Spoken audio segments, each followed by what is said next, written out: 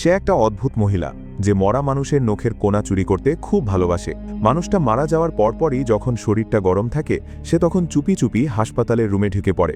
এরপর মৃত মানুষটার হাত টেনে নিয়ে কাঁচি দিয়ে 5 আঙুলের নখগুলো একদম পরিষ্কার করে কেটে নেয়।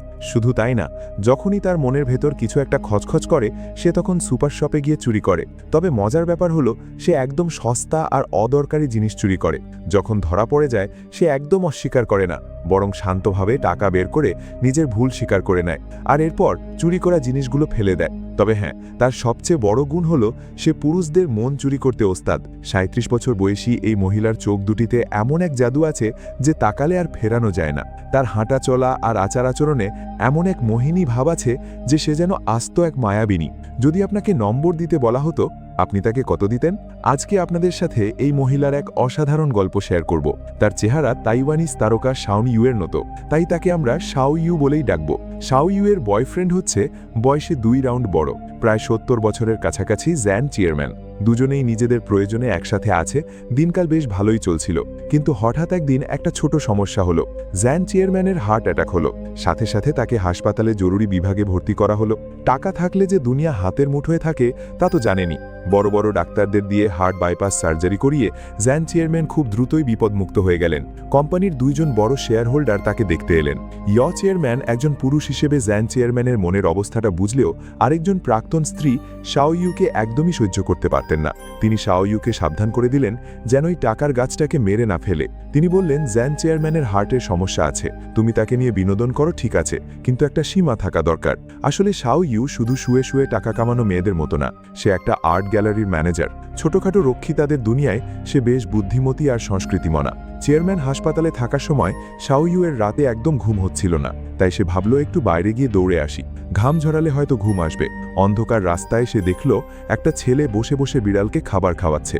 শাও ইউ নিজেকে সামলাতে না পেরে তার জ্যাকেটটা একটু খুলে ফেলল, আর তার সেই রূপ দেখে ছেলেটার মনোযোগ সাথে সাথেই তার দিকে চলে গেল। নিজেকে কন্ট্রোল করতে হবে।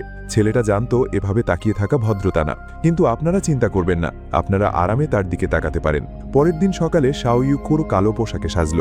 তার অনিদ্রার চিকিৎসার জন্য সে সাইকোলজিস্টের কাছে গেল। দুজন যখন মুখোমুখি হলো শাও ইউ কিছুটা অবাক হলো, কিন্তু তার চেয়ে বেশি সে মনে মনে খুশি হলো।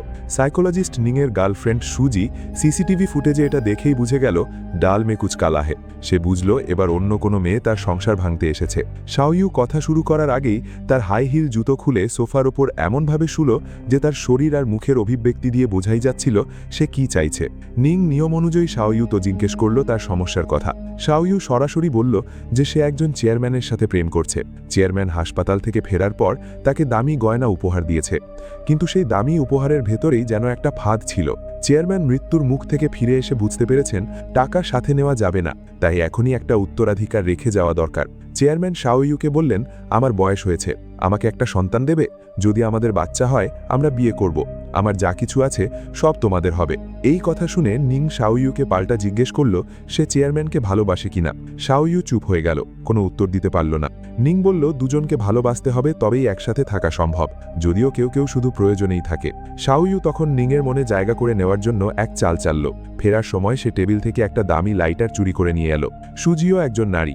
শাও ইউ যখন তার পাশ দিয়ে গেল সে ঠিকই বুঝতে পারল যে বড় কোনো বিপদ ধেয়ে আসছে। নিজের এলাকাতে যখন অন্য কেউ হানা দেয় তখন তাকে আটকানোর দায়িত্ব তো বাড়ির মালকিনেরই। তাই রাতে সুজি কৌশলে জিজ্ঞেস করল, দিনের বেলা কি খুব সুন্দরী কোনো মেয়ে এসেছিল? নিং অভিনয় করে বলল, আমি জানি না কিসের মেয়ে। যখন সুজি চিল বাঁধার জন্য হাত ওপরে তুলল, নিং বলল তার ঘুম পেয়েছে, কিন্তু লাইট অফ করতেই সুজি তার কাছে ঘেঁষে এলো। নিং যখন কন্ডম খুঁজতে গেল সুজি রেগে গেল। সে বলল, তুমি কি বাচ্চা নিতে এত ভয় পাচ্ছ যে বিয়ে করতে চাইছো না? ঝগড়া শেষে নিং যখন নিজের পকেটে লাইটারটা খুঁজছে দেখল সেটা নেই। এদিকে শাও ইউ সুইমিং পুলের পাড়ে বসে সেই লাইটারটা নিয়ে খেলছে, যেন সেটা কোনো সাধারণ লাইটার না, সেটা যেন নিংয়ের শরীর। চেয়ারম্যান শাও ইউয়ের মনের খবর না জেনে তাকে বলছে, তুমি যদি বাচ্চা নিতে চাও তাহলে ধূমপান করা যাবে না। শাও ইউ বলল, না না, এটা আমি রাস্তা থেকে কুড়িয়ে পেয়েছি। পরের দিন রাতে তাইওয়ান জয়ের ৮০ বছর পূর্তি উপলক্ষে একটা চ্যারিটি নিলাম আয়োজন করা হলো।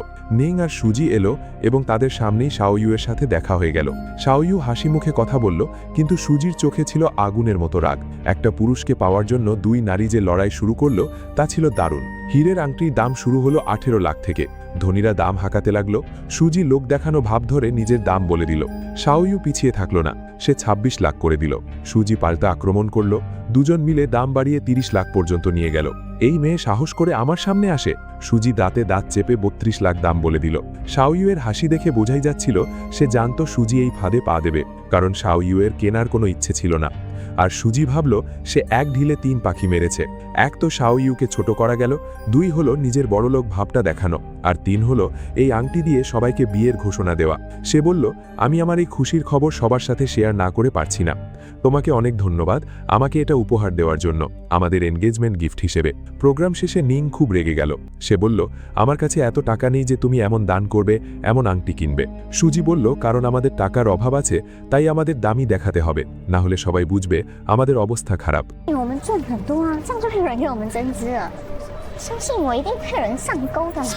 দুজনই রাগে ফুঁসছিল। সুজি বলল, গাড়িতে গিয়ে কথা বলবো। নিং শুনল না। সে বলল সে একা থাকতে চায়। সুজি বলল, তুমি একা থাকতে চাও না, তুমি ওই শাওইয়ের কথা ভাবছো। এদিকে শাওই চেয়ারম্যানকে নিয়ে বেরিয়ে গেল। সে দেখল নিং একা, বুঝলো এটাই সেরা সুযোগ। শাওই বলল, আমি তোমার সাথে পরে যাব, আমি আমার বন্ধুর সাথে যাব। নিং বলল, দেরি করো না যেন। নিং এগিয়ে গেল আর শাওবি চুপি চুপি তার পেছনে হাঁটতে লাগলো। তাইপেইয়ের রাস্তায় এক পুরুষ আর এক নারীর এই ইঁদুর বেড়ালের খেলাটা ছিল উত্তেজনায় ভরা। শহরের নিয়ন আলোর নিচে শাওইয়ের কালো পোশাক আর তার রূপের জাদুতে যে কোনো পুরুষই কুপকাত হতো, আর নিং তো বটেই। খেলাটা যখন শেষ হলো, শাওই হাতের অন্ধকারে হারিয়ে গেল, আর নিং সেখানেই একা দাঁড়িয়ে রইল। একেই বলে উইশিন গোজং, যাকে যত সহজে পাওয়া যায় না তাকে পাওয়ার ইচ্ছা তত বাড়ে। পরের দিন সাইকোলজিস্টের চেম্বারে নিং ভাব দেখাচ্ছিল যেন কিছুই হয়নি। সে শাওইয়ের অতীত সম্পর্কে জানতে চাইল। শাওই হাসতে হাসতে তার ছোটবেলার কষ্টের গল্প শোনাল। তার বাবা মাতাল ছিল, মা প্রতিদিন পুরুষ বদলাত। এরপর তারা প্রথম প্রেম নিয়ে কথা বলতে লাগলো। কথাগুলো ছিল খুবই আপত্তিকর, বিষয়বস্তু বাদ দিলাম, কিন্তু শাওবি কথা বলার সময় যে ঠোঁট নাড়াত, সত্যি বলছি আমি নিজেই তার ভক্ত হয়ে গেছি। সত্যি বলতে সুজিও দেখতে খুব সুন্দর, কিন্তু সমস্যা হলো ৬ বছর প্রেম করার পরও বিয়ে করছে না। সুজি জানত নিং তার উপর বিরক্ত, তাই শাওইকে দেখে রাগে ফুঁসছিল যেন তাকে আস্ত গিলে ফেলবে। লাঞ্চ করতে গিয়ে শাওই দেখল নিং একই রেস্টুরেন্টে এসেছে। শাওই খুশিতে এগিয়ে গেল আর তার পেছনেই সুজি এসে পৌঁছালো। তার রাগ দেখে মনে হচ্ছিল এখনই সব ভেঙে ফেলবে। খাবার আসল উদ্দেশ্য ছিল চেম্বারে ইনভেস্টমেন্ট নিয়ে আলোচনা করা। সুজি একটা প্রপোজাল দিয়েছিল, কিন্তু নিং সেটা আমারও নাকচ করে দিল। শাওই সবাড়ি পেতে শুনছিল, আর এখন তার আসল খেলা শুরু করার সময়। শাওই তৃতীয়বার চেম্বারে এলো। খুব সেক্সি পোজে সে নিংয়ের মন ভোলাতে লাগলো। শেষে সে নিংয়ের খুব কাছে গিয়ে তার শরীরের গন্ধ শুকতে লাগলো। ক্যামেরা দিয়ে সবটা দেখে সুজি মুখে কিছু বলল না, কিন্তু তার মনটা পুরোপুরি ভেঙে গেল। কিছুক্ষণ পর নিং আর সুজি ঝগড়ায় জড়িয়ে পড়ল, কারণ নিং ইনভেস্টমেন্ট বাতিল করতে চায়। নিং বলল, ৬ বছরের সম্পর্কের ইতি টানার সময় এসেছে, আমাদের কিছুদিনের জন্য আলাদা থাকা দরকার। সুজি পুরোপুরি ভেঙে পড়ল। সে মনে করল নিং আর তাকে ভালোবাসে না। সুজি চিৎকার করে বলল, তুমি আমাকে ভালোবাসো না, তুমি এটা স্বীকার করো, কারণ আমার যোগ্যতা নেই। ঝগড়া যখন তুঙ্গে, নিং আর সহ্য করতে না পেরে পাহাড়ে গাড়ি চালাতে চলে গেল। শাওই গেটের বাইরেই অপেক্ষা করছিল। সে তার মিনি কুপার নিয়ে ফলো করল। নিং পাহাড়ে গাড়ি থামিয়ে নিচে নামল। শাওই জানালার কাছে গিয়ে দাঁড়ালো। লাইটার জ্বালিয়ে সিগারেটে আগুন ধরিয়ে সে যেন তাদের দুজনের নষ্ট সম্পর্কের চারাগাছটা বুনে দিল। শাওই ধীরে ধীরে নিংয়ের চশমাটা খুলে নিল। সে বলল, এখন ভদ্রতার অভিনয় করার দরকার নেই। এরপর তাদের সম্পর্কের সব বাধা যেন খুলে গেল।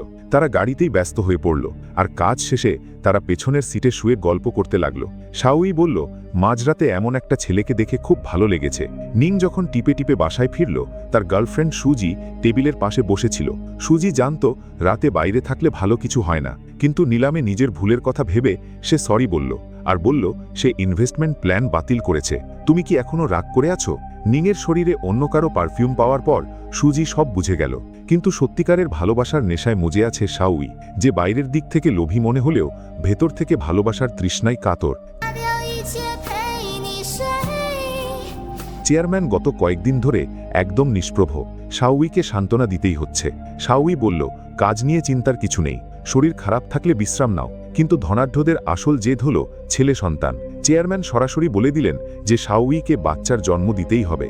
নিজের ভবিষ্যৎ একটা বাচ্চার জন্ম দেওয়ার মেশিন হিসেবে ভেবে শাওই নিংয়ের কাছে গেল, কিন্তু নিং তার একটা মেসেজেরও উত্তর দিচ্ছে না। লাইটারটা নামিয়ে রেখে সে হতাশ হয়ে ফিরে গেল। সে চলে যাওয়ার পরেই নিং এসে লাইটারটা নিয়ে গেল, যেন সেও তার আবেগ লুকোতে চাইছে। আর পর্দার আড়াল থেকে সুজি সব দেখছিল, কিন্তু কিছু বলছিল না। 明天是爸的生日， কাল বাবার জন্মদিন, চলো কেক কিনে তার সাথে দেখা করে আসি। আপনারা সাবধান থাকবেন। পুরুষ মানুষ যদি হঠাৎ করে চুপচাপ সিগারেট খায় তাহলে বুঝবেন বড় বিপদ আসতে যাচ্ছে। শাওই একা একাই গলি দিয়ে হাঁটছিল। এখানে মেয়ে আন্টির সি ফুড শপ, যেটা তার মনের শান্তির জায়গা। মেয়ে আন্টির সাথে বসে সে কথা বলল, আর মেয়ে আন্টিও তাকে বাচ্চা নেওয়ার জন্য চাপ দিচ্ছে। তুমি কি সত্যি বাচ্চা নেবে না? শাওই বলল সে আমাকে বাচ্চা নেওয়ার কথাই বলছে না। মেয়ে আন্টি বলল পুরনো কথা ভুলে যাও। 好假好假， পরের দিন সকালে শাওই আর্ট গ্যালারির ম্যানেজার হিসেবে কাজ করছিল। এমন সময় নিং কোনো শব্দ ছাড়াই সেখানে এলো। শাওই খুব খুশি হলো, কিন্তু নিং শুধু বলল সে ক্ষুধার্ত, চলো খেতে যাই। তারা স্টোর রুমে গিয়ে খেতে শুরু করলো। আর এদিকে সুজি তার বিড়ালের খালি প্লেটের দিকে তাকিয়ে নিং আর শাওইয়ের কথা ভাবতে লাগলো। হিংসা যেন বিষাক্ত সাপের মতো তাকে কুড়ে কুড়ে খাচ্ছিল। 1 ঘন্টা পর লাঞ্চ শেষ হলো। শাওই বিছানায় শুয়ে বিড়ালের মতো আরাম করছিল, কিন্তু নিংয়ের আর আরাম করার সময় ছিল না। হাসপাতাল থেকে ফোন এলো, বাবাকে ওষুধ দিতে হবে। সমস্যা হলো নিং তার বাবার মুখ দেখতেও চায় না। ছোটবেলায় সে দেখেছিল বাবা পরকিয়া করত আর মা আত্মহত্যার পথ বেছে নিয়েছিল। নিং শাওইকে বলল, আমি বাবাকে দেখলে খুন করে ফেলতে পারি, তুমি ওষুধটা দিয়ে আসো তো। শাওই বলল, আমরা কি এমন সম্পর্কে আছি যে একে অপরের পরিবারকে দেখব? নিং শেষ পর্যন্ত নিজেই গেল, আর এরপর তারা সমুদ্রের ধারে এলো। শাওই দুষ্টুমি করে দান গাং বারে উঠে উল্টোভাবে পৃথিবী দেখছিল। সে বলল, সবকিছু উল্টো দেখা যাচ্ছে, খুব মজার। তারা সারাদিন বাইরে ঘুরে বেড়ালো।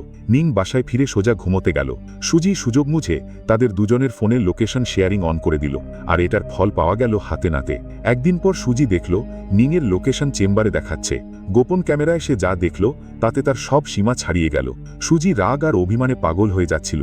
কেন পুরুষ মানুষ এত নীচ হয়? নিজের বাবা যে ভুল করেছিল সেই একই পথে সে নিজেও হাঁটছে। সত্যি বলতে সুজিও দেখতে কম সুন্দর নয়, কিন্তু নিং যখন বিয়ের ব্যাপারে কিছু জিজ্ঞেস করল তখন তার নীরবতাই সব বলে দিল। সে যেন দমবন্ধ করা এক চাপের মধ্যে দিন পার করছিল, কিন্তু শাওইয়ের সাথে থাকলে জীবনটা একেবারেই সহজ। সেখানে কোনো জটিলতা নেই। সহজ কথায় বলতে গেলে শাওইয়ের সাথে থাকলে সে শুধু আনন্দ করতে পারে আর পাগলামি করতে পারে। আর কঠিন কথায় বলতে গেলে শাওইয়ের সাথে সে কোনো দায়িত্বের তোয়াক্কা করত না। এই দুজনে মিলে হাই স্কুলের ছেলেমেয়েদের চেয়েও বেশি হুল্লোড় করত, আর গভীর রাত পর্যন্ত শাওইয়ের বাড়ির নিচে দাঁড়িয়ে সময় কাটাতো। বাসায় ফেরার পর নিং টেবিলের ওপর আইপ্যাডটা দেখল, আর সাথে সাথে বুঝে গেল সুজি সব দেখে ফেলেছে। সে ভেবেছিল আজ রাতে বড় কোনো ঝগড়া হবে, কিন্তু বেডরুমে ঢুকে দেখল সুজি জানালার পাশে অচেতন হয়ে পড়ে আছে। পাশে ঘুমের ওষুধের খালি বোতল আর হাতে গোনা কয়েকটা কথা লেখা সুইসাইড নোট। ভাগ্য ভালো যে সময় মতো হাসপাতালে নেওয়া হয়েছিল। পেট ওয়াশ করার পর সুজি বিপদমুক্ত হলো। এখানে আপনাদের সবাইকে একটা কথা বলি, সিনেমার দেখা দেখি কখনোই এমন ভুল করবেন না। এটা একদমই কাজের কাজ না। ফিরে আসি শাওইয়ের কথায়। সে নিংকে অনেকগুলো মেসেজ পাঠিয়েছিল, কিন্তু নিং একটাও দেখল না। নিং আবার গায়েব হয়ে গেছে।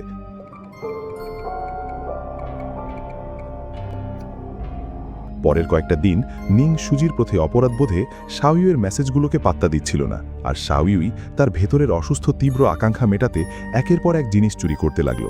ভেবেছিলাম নিং শিকার আর শাওই শিকারী, কিন্তু দেখা গেল শাওই নিজেই প্রেমে পড়ে পাগল হয়ে গেছে। প্রবাদটা একদম ঠিক, সেরা শিকারীরা প্রায় শিকারের মতোই সামনে হাজির হয়। শাওইও যত সুন্দর সুন্দর সেলফি পাঠাক না কেন, নিং একটা উত্তর দিল না। কিন্তু শাওইয়ের এই অস্থিরতা সুজির নজর এড়ালো না। অন্যদিকে শাওইকে চেয়ারম্যানের সাথেও তাল মিলিয়ে চলতে হচ্ছে। চেয়ারম্যান শাওইকে গর্ভবতী করতেই হবে এই পণ নিয়ে হাসপাতালে চেক আপ করতে গেলেন। ডাক্তার চেয়ারম্যানকে জানিয়ে দিলেন সেটা মোটেও সম্ভব না।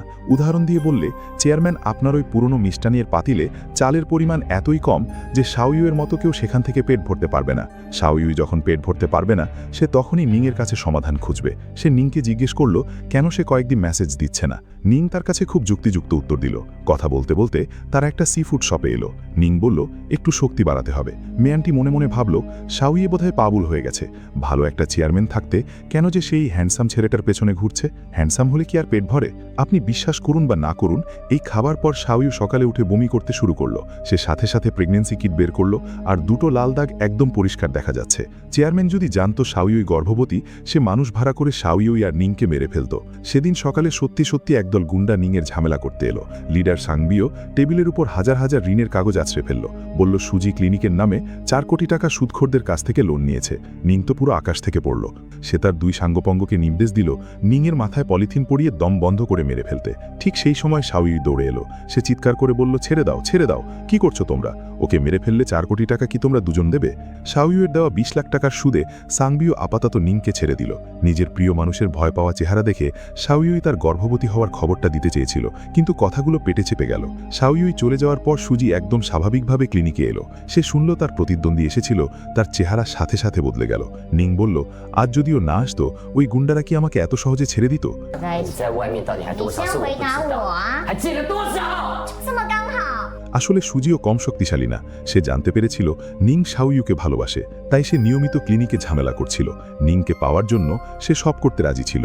তাই সুজি কোম্পানির নামে 4 কোটি টাকা লোন নিয়েছিল এবং সেই টাকা বিদেশে পাঠিয়ে দিয়েছিল। এতে করে নিং যদি টাকা শোধ করতে না পারে, তাহলে গুন্ডারা মেরেই ফেলবে। আর তখন সুজি প্রাণের ভয়ে পালানোর নাটক করে নিংকে তাইওয়ান থেকে নিয়ে যাবে, আর শাওইউয়ের সাথে তার যোগাযোগ চিরতরে ছিন্ন করে দেবে। নিং হাঁটু গেড়ে বসে সুজিকে অনুরোধ করল, তুমি আমাকে ভালোবাসো না, কিন্তু আমাকে কষ্ট দিও না, আমাকে মুক্তি দাও। সুজি বলল, তুমি আমাকে ভালোবাসো। সুদের টাকা আদায়ের দিন সাংবিও আবার হাজির হলো। তবে এবার সে টাকা চাইল না, বরং নিংয়ের লেখা বই পড়তে শুরু করলো। বইয়ের নাম নিজের সাথে সন্ধি করা। সাংবিও বইটা খুব পছন্দ করলো এবং নিংয়ের কাছে অটোগ্রাফ চাইল। সে বলল, আচ্ছা, নিজের সাথে সবসময় সন্ধি করো না, বরং টাকাটা জলদি শোধ করো। আমাদের সাথে সন্ধি করাই এখন আসল কাজ। আমি যদি পরের বার এসে টাকা না পাই, তাহলে? বোঝা গেল সাংবিও এবার সত্যি সত্যি সিরিয়াস। নিং যদি টাকা না দেয়, তাহলে তার কপালে মৃত্যু ছাড়া কিছু নেই। 我要是下次来再拿不到钱的话， পরের কয়েকটা দিন নিং আবার গায়েব হয়ে গেল। মেসেজ দিলেও দেখে, কিন্তু উত্তর দেয় না। শাওইউই তাই ক্লিনিকে যেতে বাধ্য হলো, আর এসেই সুজির সাথে ধাক্কা খেল। শত্রু দেখলেই তো চোখে আগুন জ্বলে ওঠে। দুজনেই একে অপরকে গালিগালাজ করতে লাগলো। সুজি বলল, মারামারি করে লাভ নেই, ও তোমার ফোন ধরবে না, ও তোমাকে দেখাও করবে না, মরে যাওয়াই ভালো। এই লড়াইয়ে সুজি জিতে গেল, কিন্তু তার মনের ভেতর খুব কষ্ট হচ্ছিল। অবশ্য শাওইউয়ের অবস্থা আরও খারাপ। মাঝরাতে বৃষ্টির মধ্যে সে ভিজে একাকার হয়ে কাঁদছে। ভাইয়েরা, এটা দেখে কার মন না গলে? এসব দিনে নিং খুব কষ্টের একটা সিদ্ধান্ত নিল। সুজি 4 কোটি টাকা ফেরত দেবে না, আর সেও গুন্ডাদের হাতে মরতে চায় না। তাই সে বিদেশ পালিয়ে যাওয়ার সিদ্ধান্ত নিল। নিং ভাবল, এটাই সবার জন্য ভালো। শাওই চেয়ারম্যানের সাথে সুখে দিন কাটাবে। শাওই তার প্রেমিকের বিদায় নিয়ে কাঁদছিল। ঠিক তখনই ফোনটা বাজল। গল্পের মোড় ঘুরে গেল। চেয়ারম্যান মাঝরাতে শাওইকে প্রাসাদে ডেকে পাঠালেন। তিনি খুব উত্তেজিত হয়ে বললেন, হাসপাতাল থেকে খবর এসেছে তিনি বাবা হতে চলেছেন। চেয়ারম্যান, যিনি শাওইয়ের কারণে পুরো দুনিয়ার সামনে অপমানিত হয়েছেন, তিনি খুব খুশি হয়ে শাওইকে ডায়মন্ডের আংটি দিয়ে বিয়ের প্রস্তাব দিলেন। সবচেয়ে জরুরি হলো, যৌতুক হিসেবে কত টাকা চাই শাওই সেটা বলে দেবে, কোনো দরদাম হবে না। এই কথাটা শাওইয়ের মাথায় একটা সাহসী বুদ্ধি নিয়ে এলো। নিং যখন এয়ারপোর্টের দিকে রওনা হচ্ছে, শাওই তাকে ফোন করে বলল সে সমস্যার সমাধান পেয়ে গেছে। অন্যদিকে সুজি এয়ারপোর্টে ঘন্টার পর ঘন্টা অপেক্ষা করে দেখল নিংয়ের দেখা নেই। ফ্লাইটের সময় এগিয়ে আসছে। সুজি একা একাই সুটকেস নিয়ে গেটের দিকে গেল। সেখানে গিয়ে সে দেখা পেল তার এক সময়ের ক্রাশ মিস্টার ওয়েইয়ের। যে পুরুষকে পাওয়া যায় না, তার জন্য না কেঁদে অন্য কাউকে খুঁজে নেওয়াই ভালো। সুজি এখন নতুন কাউকে পেয়ে গেছে। অন্যদিকে কিছুই না জানা চেয়ারম্যান শাওবিকে তার ঘরের ড্রয়িং রুমে ডেকে পাঠালেন। একটা ইভিনিং গাউন বের করে বললেন, এটা পরে তার সাথে নাচতে হবে। 3 বছর আগে সেই সড়ক দুর্ঘটনায় চেয়ারম্যান তার স্ত্রী আর ছেলেকে হারিয়েছিলেন। তিনি যেন এখনও সেই শোক থেকে বেরিয়ে আসতে পারেননি।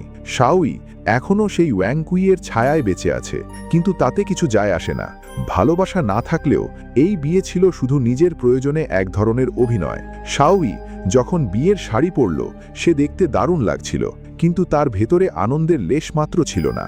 সে সেই আগের দিন নিংয়ের সাথে ঠিক করা পালানোর পরিকল্পনার কথা ভাবছিল।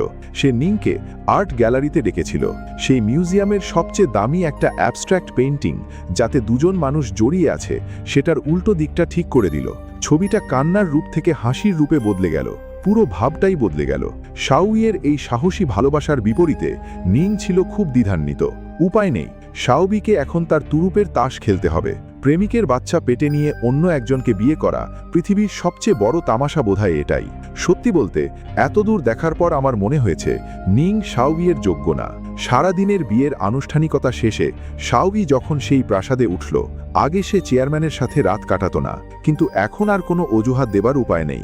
চেয়ারম্যান ভাবলেন, এখন যখন সে ঘরের মালকিন হয়েছে, তখন আর ওই ভাঙা মিনি কুপার চালানো চলবে না, তার জন্য একজন ড্রাইভার থাকতে হবে।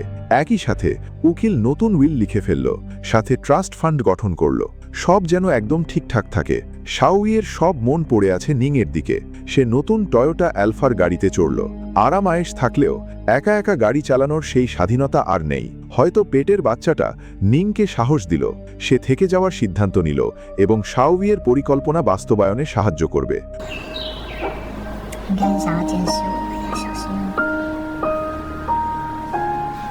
শুরুতে শাওইয়ের ধারণা ছিল যেহেতু সাংবিও খুব চাপ দিচ্ছে, তাই চেয়ারম্যানের বাড়ি থেকে কিছু দামি গয়না চুরি করে এই সমস্যা মিটিয়ে ফেলবে। পরে চেয়ারম্যান এটা টের পেয়ে গেলেন, খুব রেগে গিয়ে মারতে এলেন। শাওই বুদ্ধি করে কেঁদে বলল সে শুধু এটা দেখতে চেয়েছিল চেয়ারম্যানের তার প্রতি কোনো দায়িত্ববোধ আছে কিনা। চেয়ারম্যান এই বুদ্ধির কাছে হেরে গেলেন। শাওইকে ক্ষতিপূরণ হিসেবে 1 কোটি টাকা দিলেন, কিন্তু শাওইয়ের এই আনন্দ 3 সেকেন্ডের বেশি টেকেনি। তাকে হাসপাতালে চেকআপের জন্য নিয়ে যাওয়া হলো। এবার চেকআপের নাম অ্যামনিওসেন্টেসিস। এক তো বাচ্চা সুস্থ আছে কিনা তা দেখা, আর দ্বিতীয়ত বাচ্চার ডিএনএ টেস্ট করা। চেয়ারম্যান অবশ্যই বলবে না যে সে শাওইকে সন্দেহ করছে, বরং সে অন্য কোনো বাহানা দেবে। ডিএনএ টেস্ট, আমি তো বুড়ো হয়ে গেছি, আমি তো সব সময় পাশে থাকতে পারবো না, যদি কোনো ঝামেলা হয় এই প্রমাণপত্র তোমার এবং বাচ্চার জন্য ভালো হবে। মানে ভেতরে ভেতরে সে ভাবছে কোম্পানির অন্য শেয়ার হোল্ডাররা যাতে বাচ্চার উত্তরাধিকার নিয়ে কোনো প্রশ্ন তুলতে না পারে। শাওই তো সাইন করতে চাইছিল না, কিন্তু রাজি না হলে কি হবে সে জানে। 7 দিন পর ডিএনএ রিপোর্ট এলো। শাওই যেন নিজের মৃত্যুদণ্ড নিজেই লিখে দিল। এর মধ্যে সুজি নিউজিল্যান্ড থেকে মেসেজ পাঠালো, কাঁদতে কাঁদতে নিংকে বলল শাওইয়ের কাছ থেকে সরে আসতে, ওদিকে চলে এসো, আমি খুব কষ্টে আছি, এভাবে চলতে থাকলে আমি নিজের কি ক্ষতি করব জানি না। নিং আর শাওই মিলে বুদ্ধি করতে লাগলো। একদিকে গুন্ডা সাংবিওর ঋণের চাপ, অন্যদিকে চেয়ারম্যানের সাথে বিয়ে নাটক। অবস্থাটা এমন যে সামনে গেলেও বিপদ, পেছনে গেলেও বিপদ। নিং ভাবল দুজনে মিলে সব ছেড়ে ছুড়ে এমন কোথাও পালিয়ে যাবে যেখানে কেউ চিনবে না। শাওই নিংকে বলল বাড়ির কাছে গাড়ি নিয়ে অপেক্ষা করতে, কিন্তু চেয়ারম্যান হঠাৎ করে একজন সাংবাদিককে ডেকে ইন্টারভিউয়ের ব্যবস্থা করলেন। দুজন ক্যামেরার সামনে খুব সুখী হওয়ার অভিনয় করতে লাগলো। সাংবাদিক গাড়ি নিয়ে যাওয়ার সময় ডেলিভারি ম্যানের হাতে চেয়ারম্যানকে একটা খাম দিয়ে গেল। চেয়ারম্যান ঘরে ঢুকে সেটা খুললেন। ভেতরে একটা পেন ড্রাইভ ছিল, তিনি সেটা আইপ্যাডে প্লে করলেন। ভিডিওর বিষয়বস্তু ছিল খুবই মারাত্মক। ঠিক ধরেছেন, ভিডিওতে ছিল সুজি, যে ক্লিনিকে শ্যুট করা সেই ভিডিও চেয়ারম্যানের কাছে পাঠিয়ে দিয়েছে। চেয়ারম্যান কোনো কিছু বুঝতে না দিয়ে শাওবিকে জিজ্ঞেস করল সাইকোলজিস্টের কাছে যাওয়ার সময় সে কি করেছে। শাওবি তো অপরাধ বোধে ভুগছিল, সে মিথ্যে বলতে শুরু করল। 这些以后我再跟你追究啊！你先告诉我， চেয়ারম্যানের এক শক্ত চড় শাওবিকে সরাসরি মেঝেতে ফেলে দিল। পরিস্থিতি খারাপ দেখে শাওবি ওপরে পালিয়ে গেল। চেয়ারম্যান তার পেছনে দৌড়ালেন। চেয়ারম্যান টাকার জন্য এত রাগ করছিলেন না, বরং তার সব বংশধর শেষ হয়ে যাচ্ছে এই মিথ্যে মেনে নিতে পারছিলেন না। শাওবি যখন মরমর অবস্থায় চেয়ারম্যানের উত্তেজনা বেশি বেড়ে যাওয়ায় তার হার্ট অ্যাটাক হলো। মজা করছি না, এটাই সত্যি হার্ট অ্যাটাক।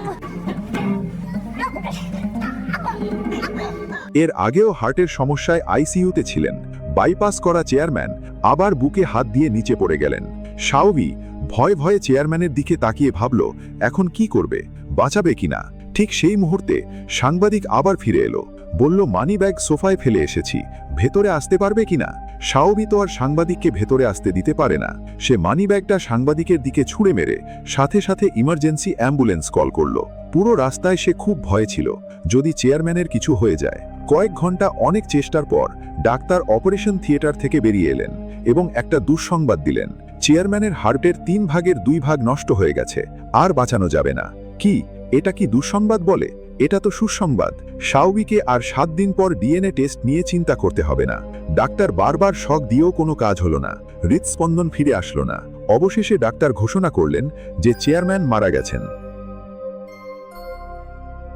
আইনি প্রক্রিয়ার অংশ হিসেবে উকিল সাহেব আগের উইল বা ওসিয়াতনামাটা সবার সামনে পড়ে শোনালেন। এই উইল পড়ার পরই শাওয়েই বুঝতে পারল বড়লোকের বিধবা স্ত্রী হওয়া আসলে কতটা আরামের কাজ। সবার আগে শাওয়েই এখন থেকে কোম্পানির চেয়ারম্যানের পদে বসবে, যার বেতন মাসে 7.5 লাখ, আর এর সঙ্গে বছরের শেষে যে বোনাস বা লভ্যাংশ পাওয়ার কথা সেটা তো আলাদা। এর পরের সুবিধা হলো শাওয়েইয়ের ব্যক্তিগত সব খরচ কোম্পানি বহন করবে, পাশাপাশি সে আলাদা করে 2.5 লাখ টাকা হাত খরচও পাবে, যেটা বাংলাদেশি টাকায় রূপান্তর করলে 2 লাখের বেশি বড় একটা অ্যামাউন্ট।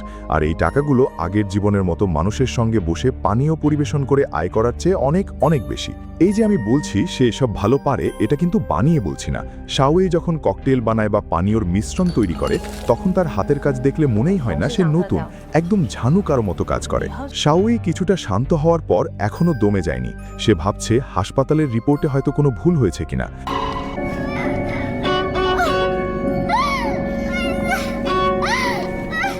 তাই সে চুপি চুপি মৃত চেয়ারম্যানের লাশের কাছে গিয়ে কাঁচি দিয়ে তার নখ কাটতে শুরু করল। মরা মানুষের নখ চুরি করছো তুমি? তুমি কি শাওয়েই নাকি বড় কোনো চোর? আসলে শাওয়েই খুব সাবধানে সেই নখগুলো সংগ্রহ করে আরেকটা হাসপাতালে ডিএনএ টেস্টের জন্য পাঠিয়ে দিল। কয়েকদিন পর দ্বিতীয়বার সেই ডিএনএ রিপোর্ট হাতে এলো, আর সেখানে কোনো সন্দেহ নেই বাচ্চাটা আসলেই সেই চেয়ারম্যানেরই। সে সাহস করে এই কথা নিজের প্রেমিক নিংকে সরাসরি বলতে পারল না, কারণ এটা কোনো পুরুষের আত্মসম্মানে লাগার মতো বিষয়। সহজভাবে বললে, ধরো ফুটবল খেলায় একজন খেলোয়াড় খানিকবার শট নিয়েও গোল করতে পারল না, আর উল্টো দিকে একজন বয়স্ক মানুষ মাঠে নেমে মাত্র একবার পা ছোঁয়াতেই গোল করে ফেলল। বিষয়টার অনুভূতি অনেকটা এমনই। নিং যখন সামনে দাঁড়িয়ে জিজ্ঞেস করল, তখন শাওয়েই খুব কৌশলে মিথ্যা বলে পার পেয়ে গেল। দেখলেন তো, সে সরাসরি মুখ ফুটে কিছু না বলে শুধু মাথা নেড়ে না সূচক ইঙ্গিত করল। এরপর সে কথা ঘুরিয়ে দিল। বাচ্চাটা আসলে কার সেটা নিয়ে কথা না বলে সে বলতে লাগলো বাচ্চাটা কতটা সুস্থ, যা থেকে বোঝা যায় শাওয়েই শুধু সুন্দরী না, তার মাথায় প্রচুর বুদ্ধিও আছে, আর এই বুদ্ধিটা কোম্পানির ভেতরের লড়াইয়ে তার দারুণ কাজে লাগবে। অপরাপর দেখলে মনে হবে শাওয়েই কোম্পানিতে আসার পর সব মাঝারি পর্যায়ের কর্মকর্তারা লাইনে দাঁড়িয়ে তাকে সম্মান জানাচ্ছে, যা দেখতে বেশ হাস্যকর। কিন্তু ভেতরে ভেতরে কোম্পানির বড় বড় অংশীদাররা, বিশেষ করে তেজস্বী নারী ব্যবসায়ী মানি ভাবি, যে কোনো উপায়ে ক্ষমতা দখল করার সুযোগ খুঁজছে। সে একটা বিষয় নিয়ে বারবার ভাবছিল, শাওয়েই তো শুধু উইল বা কাগজপত্রের জোরে চেয়ারম্যান হয়েছে, তার তো বিশেষ কোনো ভিত্তি বা পরিচয় নেই। আর যদি তাই হয় তবে কাজটা একদম সহজ। মানি ভাবি অন্যান্য শেয়ার হোল্ডারদের নিজের দলে টেনে শাওয়েইয়ের চেয়ে বেশি শেয়ারের মালিক হয়ে যাবে, আর তারপর বোর্ড মিটিং ডেকে একটা নাটক সাজিয়ে শাওয়েইকে চেয়ার থেকে সরিয়ে দেবে। শাওয়েই যে পরচর্চা বা গসিপের কথা বলছে, সেটা হলো সাংবাদিক ফ্যাটম্যানের ছাপা একটা নিউজ, যেখানে খুব ঘুরিয়ে ফিরিয়ে লেখা হয়েছে যে শাওয়েই নাকি চেয়ারম্যানকে মেরে ফেলেছে। চেয়ারম্যান মাত্রই তো বিয়ে করলেন, আর এর মধ্যেই হার্ট অ্যাটাকে মারা গেলেন। এই মেয়েটা এখন কোম্পানির মালিক হয়ে এত সম্পদ ভোগ করছে, ব্যাপারটা কি খুব বেশি আরামের না? তার বউ এত সুন্দরী আর সেক্সি, চেয়ারম্যানে তো আনন্দেই থাকার কথা ছিল। হয়তো তিনি আনন্দ করতেই গিয়ে মারা গেছেন, কে জানে। আর হতেও তো পারে মেয়েটাই তাকে মেরে ফেলেছে। এত টাকার সম্পত্তির লোভ থাকলে মানুষ কি না করতে পারে। মেয়েটা আসলেই খুব কিছু মনে করবেন না। কর্মীরা তাদের বসের সমালোচনা করবে, এটা স্বাভাবিক। 就心脏病发死了。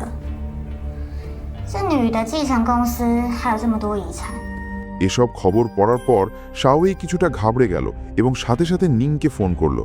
আর নিং তখন টমেটো কাটতে কাটতে তার প্রেমিকা সুর সাথে ঝগড়া করছিল।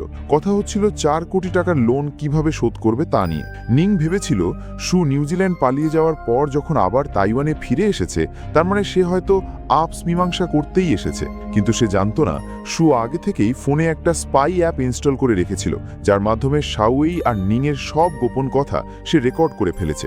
এই গুরুত্বপূর্ণ প্রমাণ হাতে পাওয়ার পর সু এখন পুরোপুরি বেপরোয়া হয়ে উঠেছে।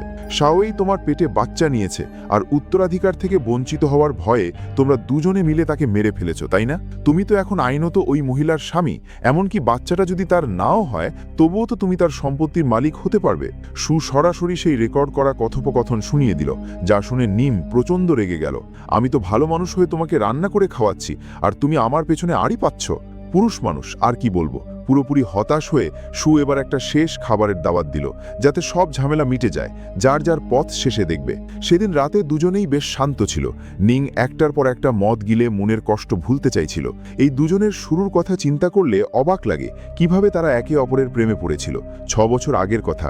সু তখন মেসেজ পার্লারে কাজ করত। একদিন এক কাস্টমার তার সঙ্গে খারাপ ব্যবহার করতে চাইলে সু কোনোভাবেই রাজি হয়নি। টাকা ছুঁড়ে ফেলে দিয়ে সেখান থেকে পালিয়ে আসে।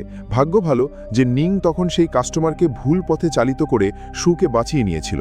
এরপর নিং সুকে নিজের ক্লিনিকে নিয়ে যায় এবং পরম যত্নে তার ক্ষতগুলো পরিষ্কার করে দেয়। তখন জিজ্ঞেস করেছিল, তুমি কি কাজ করতে? মেসেজ করতাম, বেশ আরামদায়ক ছিল। পরদিন সু কৃতজ্ঞতা জানাতে নিংয়ের জন্য ফল নিয়ে যায়।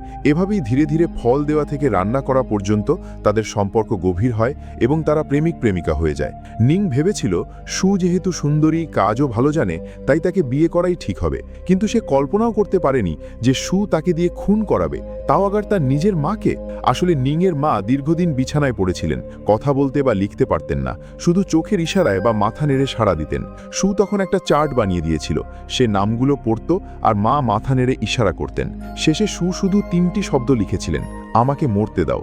যদিও নিং জানত এভাবে মায়ের মৃত্যু হলে তার কষ্ট কমবে, কিন্তু নিজের হাতে সেই কাজ করার সাহস তার ছিল না। শেষমেশ সুয়ের চাপে পড়েই সে ওষুধ ইনজেক্ট করে মাকে চির বিদায় দেয়, আর এই অপরাধবোধ তাকে তাড়া করে বেড়ায়। নিং মানসিকভাবে ভেঙে পড়েছিল, এমনকি গাড়ি নিয়ে পাহাড় থেকে ঝাঁপ দেওয়ার কথাও ভেবেছিল। সু তাকে তখন বলেছিল, হয় আমরা দুজন একসাথে মরব, না হয় একসাথে বেঁচে থাকব। সহজ কথায় নিং সুকে ভালোবেসে নয়, বরং জীবনের বিনিময়ে সুর সাথে জড়িয়েছিল, যেখানে ভালোবাসার চেয়ে ঋণের বোঝাটাই বেশি ছিল। কিন্তু সু কেন নিংকে ভালোবেসেছিল?因为你很帅，因为你找我按摩。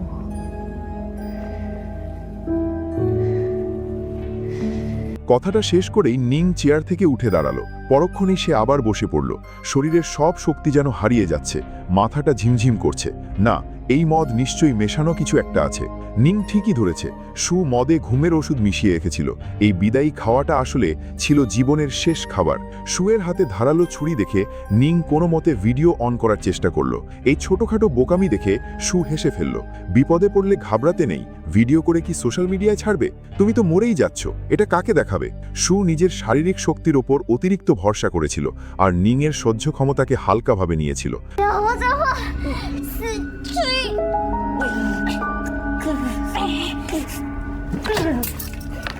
ভালোবাসা মানে হলো এমন কাউকে খুঁজে পাওয়া যার জন্য আপনি বেঁচে থাকার বা মরার সাহস দেখাতে পারেন। ঘুমের ওষুধের পরিমাণ কম হওয়ায় নিং কোনো মতে টিকে গিয়েছিল। আগে সে কলের পানি খেয়ে পেট পরিষ্কার করে নিল। একটু ধাতস্থ হওয়ার পরেই সে উল্টো সুকে আষ্টে পিষ্টে দড়ি দিয়ে এমনভাবে বেঁধে ফেলল যেন কোনোভাবেই সে নড়াচড়া করতে না পারে। বন্ধুরা, ভিডিওর পরের পার্ট আমরা দ্বিতীয় অংশে জানব। আজকের ভিডিওতে 500 লাইক আসলে কালকের মধ্যেই দ্বিতীয় পার্ট আপলোড করা হবে। আমাদের সাথেই থাকুন, ধন্যবাদ।